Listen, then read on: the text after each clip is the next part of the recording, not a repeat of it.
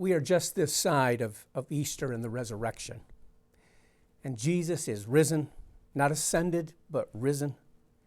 I mean, what more can you and I glean? What more can we learn following this miraculous event? The imagery is moving. It is powerful. It's the evening of the resurrection. The disciples were aware of an empty tomb. Mary told the others that she had witnessed Jesus alive. There's no rejoicing, however. No Super Bowl-like party. No high fives.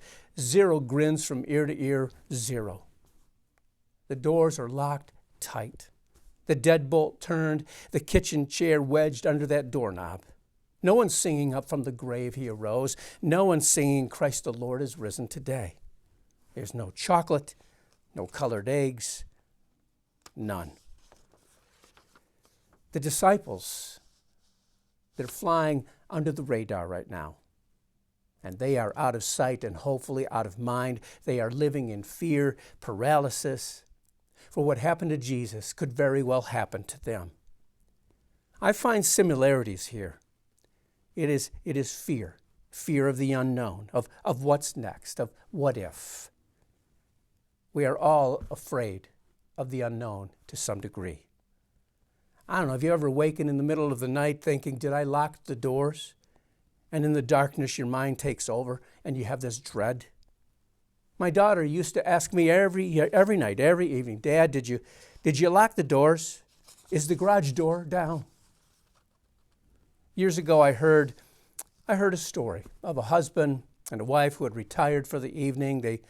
They were in bed, and in the middle of the night, the wife shakes her husband awake. Wake up, I heard a noise. Go see what it is.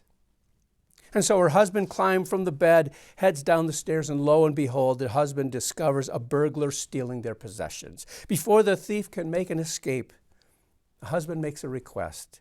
Sir, don't go. Would you consider going upstairs with me to meet my wife? She's been waiting for you for over 25 years. This virus has shaken us awake out of our sleep.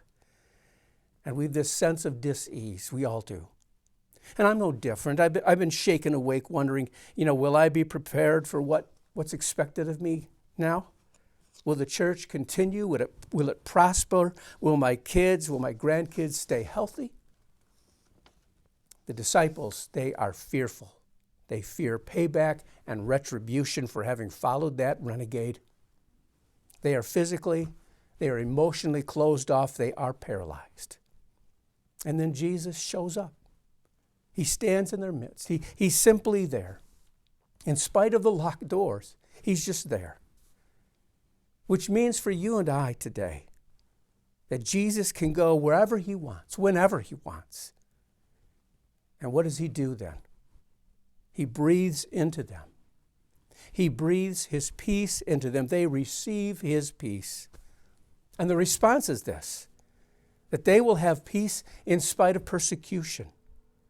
That this peace is more than the absence of fear, far more than that. This peace that Jesus breathes, it brings wholeness to their lives. Jesus breathes the spirit of life into them, breathes the spirit of life into them, into their tired, restless souls. Jesus' breath brings renewal to their lives. Where they've been full of fear, hidden in that locked room, they now find strength to stand. They unlock the doors. They go outside to face the complexities of our world. Resurrection breath is available because Jesus lives. Peace is available because the Holy Spirit has come to us, is alive, and is active now. Ask for the Spirit. Pray for the Spirit in your life. The presence of the Christ alive changes things, changes people, changes circumstances. Thank God for the breath of God. Would you pray with me? Jesus, as you breathe courage and peace into your disciples, breathe courage and peace into us today. Though we are still confined, move us to unlock the doors and live in peace and freedom. Thank you, O God, who breathes courage and peace into your people.